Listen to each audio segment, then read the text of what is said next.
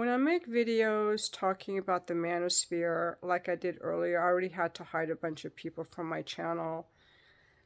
These men, if they were competent men and competent adults who could handle a debate, a dialogue, diverse opinions, if they were mature adults, they would say, well, listen, I don't agree with you, or this is why I disagree with you, or you said there are no studies showing the manosphere points of the wall or chads or body count, and these are the studies that actually prove these points. They don't say any of that. They just want to tell me, uh, they want to put me down and attack me and use contempt and criticism, which is really immature and shows their immaturity and their lack of emotional development and vocabulary and just being a proper adult. I have had, I have tried in the past to help these guys. It took me a long time, and it took me until I was 60 years old to get to the point where I just started telling these guys, don't be a victim, and started blocking them. Because my whole life, I always went through life having, compassion for men and meeting nice men. I didn't encounter woman haters until I started watching YouTube videos after my divorce and I came across the Manosphere. And they sound so convincing. For a long time, I thought they were right. I kind of got sucked down that rabbit hole and thought, have I hit a wall? My body count is so high, but I was married 25 years after I had a high body count, and I was very happily married, even though my sex life was bad. But I was very pair bonded. I didn't cheat on my husband. I didn't take anything in the divorce. What is a Chad? I don't hook up with Chads. Like, none of this was describing me at all. And I'm like, hit the wall. Men still want to fuck me. Like, none of this was making sense in my life and what I saw and the women around me. I'm like, I don't know any women who are fucking Chads. I don't know any, like, none of this was making sense. But I was watching them because they come across as so believable, especially that guy entrepreneur in cars. The fresh and fit guys just are obviously very low class, trashy, grandiose, abusive type predator guys. That's very obvious. They're very slimy. But some of the guys are a little bit more classy in disguising their hatred of women. So I got myself out of that, and then I had to look at some of the relationships in my own life with men in my own life, and I'm speaking of my brother. And this is the first video I've made talking about my brother, and I'm going to put it out there because my brother is a woman hater too, which is difficult because, he has always looked up to me as his older sister, and we were close. But then every once in a while, he would make these comments, which I'm like, this guy hates me, and he hated my sexuality. And he would hate anytime I would get mad at my ex-husband, he would take my ex-husband's side. He would never, ever take my side or ask me why I was unhappy in my marriage. Even my dad didn't ask me why I divorced my husband. He just thought that obviously that made me wrong. But my dad really loved me. It was more my brother. And my brother has a lot of contempt for women, but he idolizes them at the same time. It's complicated. I don't want to go into too much other than to say that I stopped talking to my brother 2 years ago. He has a lot of the incel qualities, even though he's extremely successful, highly intelligent, and he likes women. But he has some kind of issues. He has never healed whatever wound he got in his childhood because our parents divorced very young. My dad was a piece of shit to him, not to me. And then when my parents went through the divorce, there were a couple years where my mom was very distraught and suicidal. By that time I was 10, but my little brother was just still little, and my mom yelled at him more because of her own stress during that period of time. And that's something that he has barely just gotten over. Somehow it tainted his opinion of women. But I got tired of taking on the hate and covering for my little brother. I could no longer be around any man who hates women. When I let go of that relationship with my brother and also with my sister, who also has a lot of toxic behaviors, it freed up my emotional energy a lot. And, neither my brother nor my sister have ever done any therapy of any kind, other than one of them was forced into 12-step meetings. See, my brother and my sister have a lot of issues because my dad was a piece of shit to them. I think that's a difference. Or maybe they were younger when my parents got divorced. I don't know. But I think it's because my dad hated them a lot and he loved me. And that's the results that we get. But the point being that I had to let go of people who were violating my boundaries.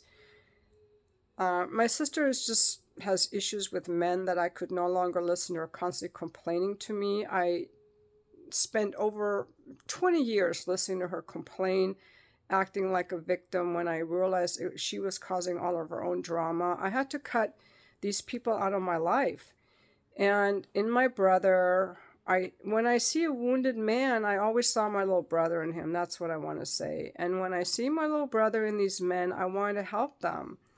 And that's not good. I have done work on myself. I've done personal development work. I have gone to therapy when I needed help, when I was distraught. And I've done landmark and coaching and all kinds of things and read books and work on my reactivity. And my sister and brother have done none of that.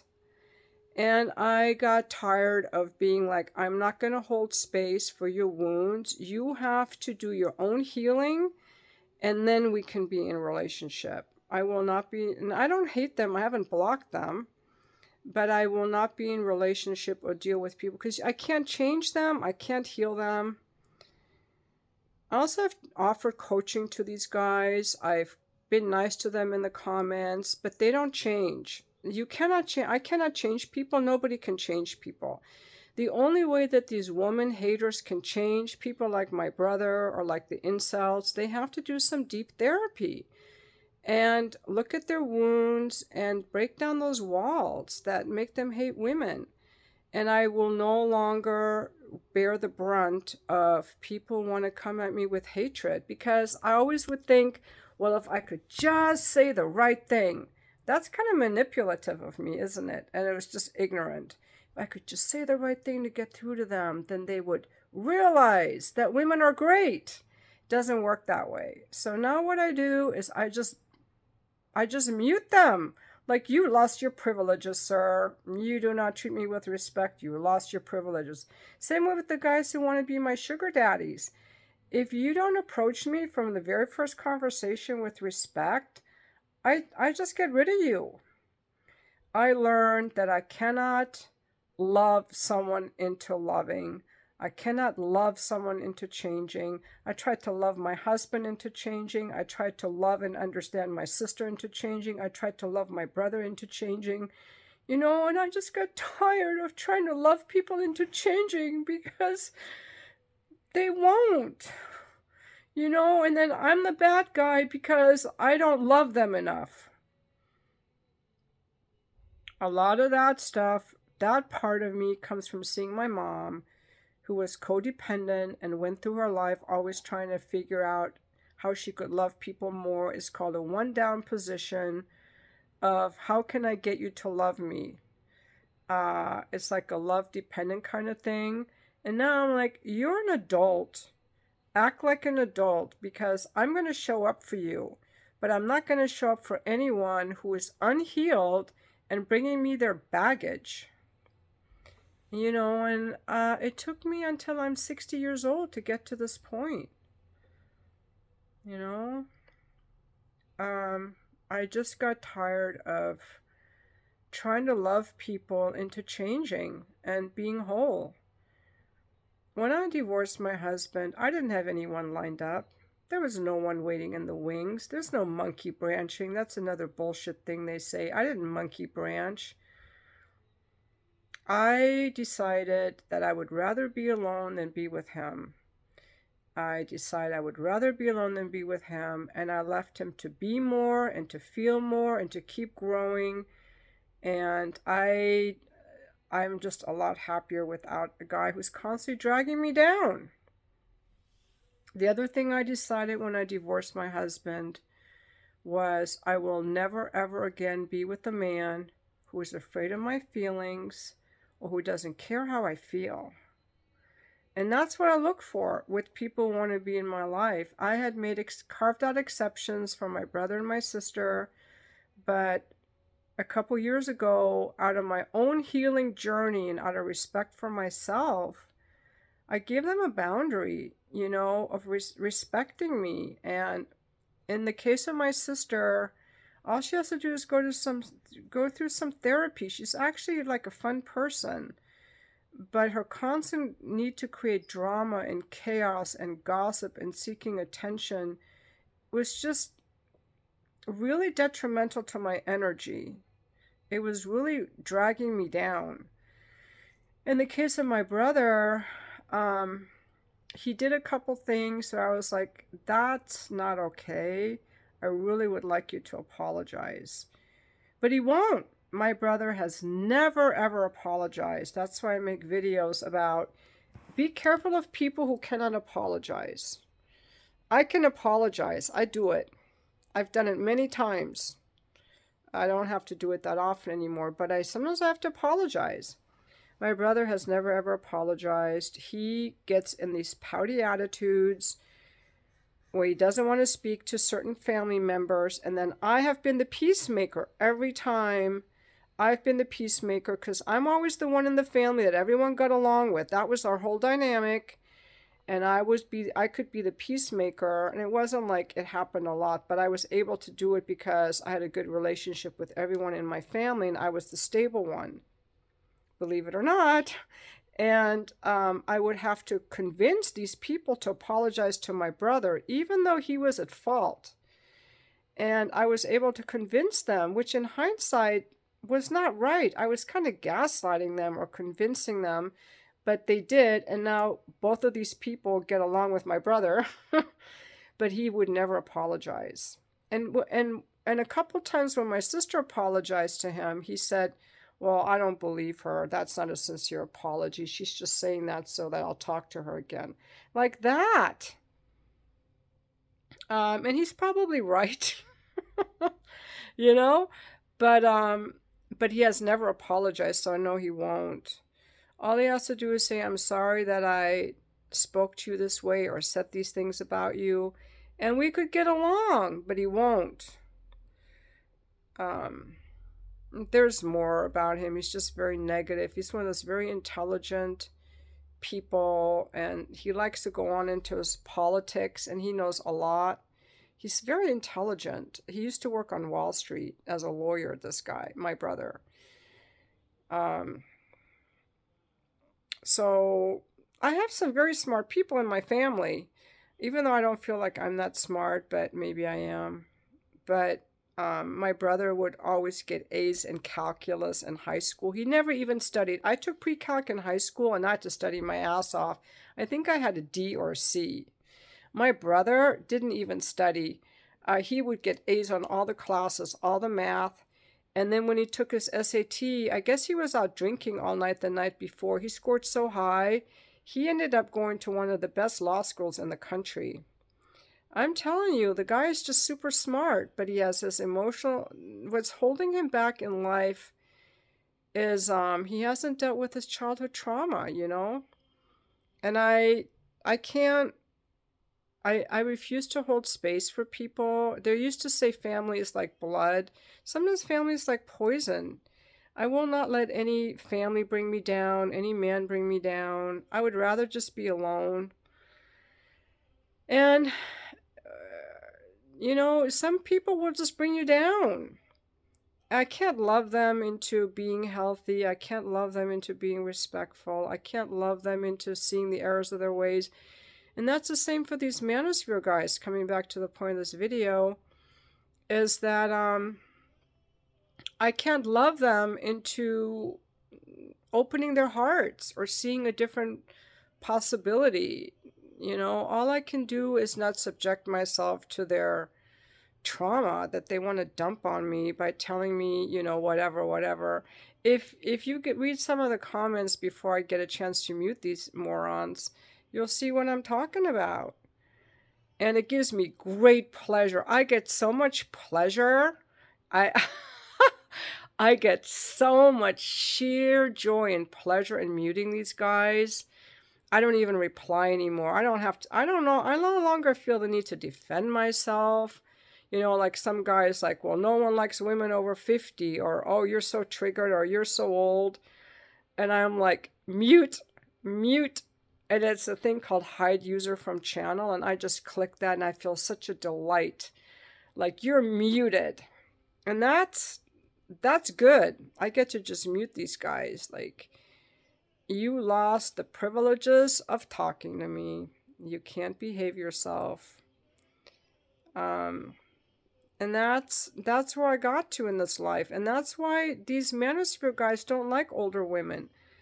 I know not everyone likes older women, but one thing they don't like is a woman that has opinions, expectations, standards. A woman that requires accountability. They say a woman hits the wall at 25. So Ken was saying, well, what's the prime? Is it like junior high school? Well, it might well be. Maybe it is. I don't know. I think they say 18 to 25. Because women that young, they're so impressionable. You can manipulate them so easily. You can control them so easily. You can take them out for lunch and they think that you just made their day. They don't understand their value. They haven't found their voice. They haven't even fully developed their brain. Our brains are not developed till we're 25. They don't want women with developed brains. They want women with undeveloped brains. The prefrontal cortex, the decision, reasoning making part of our brain, is not fully developed until age 25. Young women are more likely to be people pleasers, to be easily impressed, to be controlled, and to be manipulated. And my brother likes really young women. I met some of the women he liked, and they look like models. They're super hot, good looking, but they're bitches to him. They're bitches. I'm like, this woman is never going to cook for you. Because he leads with his wallet and he needs them to be super hot, and these entitled women are not nice. They have trauma and they're just used to being spoiled by rich men for money.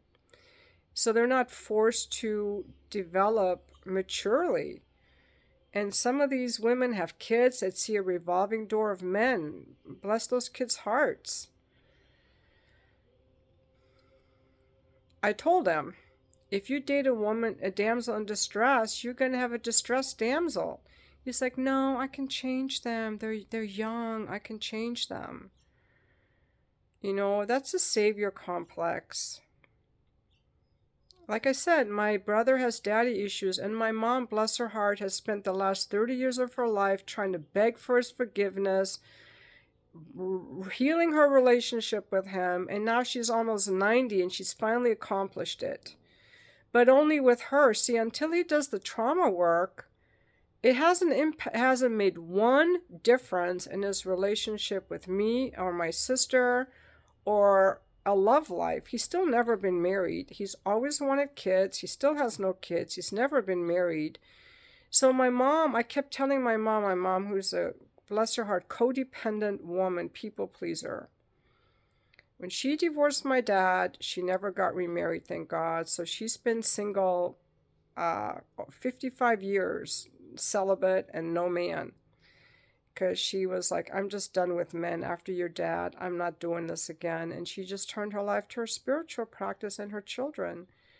And my mom is a beautiful being. I'm just sharing some things about my family now because I don't give a shit. I might as well. I'm just being, you won't be able to find them. They all have different last names than I do. But the point being that even though my mom bent over backwards for years. And my sister was so abusive to my mom. My mom just let her. That's why my sister's so entitled, because she was allowed to get away with it. And that's how kids become entitled. They're allowed to get away with it. Even my brother, my mom should have just said, listen, kid, we got to get into some therapy for you. But she didn't. She's such a kind-hearted doormat. And all the years my mom spent trying to beg for his forgiveness and ask for his forgiveness, it doesn't help, because it doesn't change what happened in the past. You have to go into therapy to deal with the past. You cannot. It was like me when I didn't like my pussy, and I thought, well, if I strip dance for guys and they like my pussy, I'll like my pussy. And it didn't work that way. I had to learn to like my pussy. Okay, it's all an inside job. That's why people whose parents neglected them, if you get along with your parents later in life, that doesn't heal you. You've got to do the therapy to get into the childhood stuff, because the childhood memories and experiences have to be reshaped and redefined and re-experienced, and you have to find your power back from those experiences. It will not help that you made up with your parents. I've seen so many people who were neglected by their parents. They make up with their parents later in life, but they're just as fucked up. And that's why I will no longer deal with guys or women. Women are just as bad. A lot of women are very toxic. They have a lot of issues. I will not deal with that. I have good relationships with my kids and their significant others, with my mom, and I have one friend, and that's it. And my grandkids, that's it. And I'm good with that, because I don't want anyone to bring me down. I don't want anyone who is bringing me down because of their unhealed trauma. And there are a lot of people walking around with unhealed trauma. And don't bring that to me. I don't, because you just, when you're walking around with unhealed trauma, you don't know that you have unhealed trauma. But those of us who are feeling your negative behavior, we see that. I don't ever have people come to me and go, hey, you're making my life worse. Hey, I need to give you a boundary. I don't like what you're doing. People don't do that to me, because I'm respectful to people. I'm kind and I'm respectful. And I need the same back now. I'm done overlooking things, trying to be okay with things. My whole freaking marriage, I tried to be okay with being neglected and ignored by this guy. I would say in my book, we were a family, but we weren't a couple. We were a team, but we weren't a couple. I'm done with that. And a lot of guys like that about me. Like, ooh, a woman with standards, an older woman who's got like a fit, hot body. She's smart. She knows what she wants. She doesn't put up with bullshit. I know, and I'm pretty blessed. I should even, I look pretty good. I'm just gonna show you guys a little bit. Like, I'm pretty fit,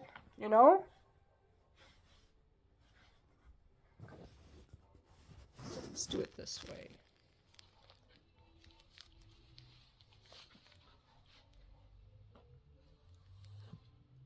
So I'm like,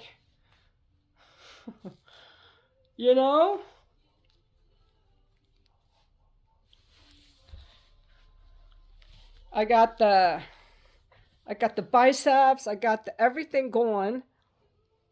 Love this oversized shirt. So the bottom line being, I don't have to put up with bullshit, and I'm still fit. So that's why I make videos about guys, you should be fit, because I'm 62 and I've done no lipo or anything. So I'm tired of all the bullshit. Don't give me the bullshit. And the Manosphere is a lot of bullshit, and it's also harming women who listen to that and think they hit some kind of a wall. Run. Whenever you hear a guy saying Chad, Tyrone, the wall, body count, monkey branching, run for the hills. Run. Do not look back. Just run. because these guys are misogynistic predators. Let them go have the young ladies, stay away from these guys who say that talk, because they're just going to use you. They're going to use you and for your body. That's what they want. They want your virgin body, and then they're going to spit you out because they have nothing to offer but their empty rhetoric. Stay far away from these guys who expect you to have a low body count and don't care about anything else about you. I've made other videos about hookup culture. I'm not for women hooking up at all. I do not think it benefits us. But the guys who are obsessed with body count are a different story in and all of them themselves. And they're toxic. They're exactly what feminism came here to get rid of. These guys. And they're still around. But they've rebranded themselves as the Manosphere, and they think they're onto some new thing. You're just recycling misogynistic, predatory, abusive behavior. And that's all I want to say. That's all I want to say for now. For now. There'll be more. There is always more to say.